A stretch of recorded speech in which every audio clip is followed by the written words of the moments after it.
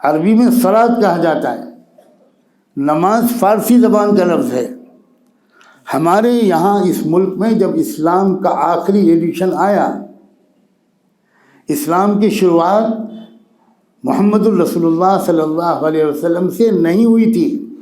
इस्लाम की शुरुआत मक्के मुकर्रमा और मदीने मुनव्वरा से नहीं हुई थी। इस्लाम की शुरुआत हज़रत आदम अलैहिस्सलाम से हुई थी, और हज़रत आदम अरब में नहीं आए थे, भारत में आए थे। तो इस्लाम तो भारतीय संस्कृति है। और इसकी दलील ये है कि जब यहाँ इस्लाम का आखिरी एडिशन आया तो लोगों ने यहाँ सलात के लफ्ज़ को आम नहीं किया, फ़ारसी वाले नमाज के लफ्ज़ को आम किया। इसलिए आम किया कि उनको ये मालूम था कि भारत में यहाँ नमः अज का एक हुक्म है।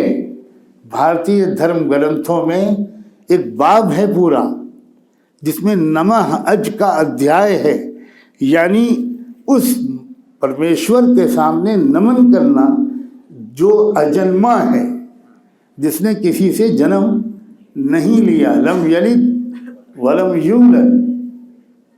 नमः अज ये फारसी में बना नमाज।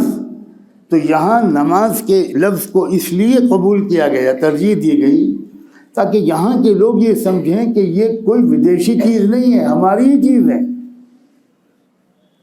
हमसे खो गई थी, हमको फिर वापस मिल रही है।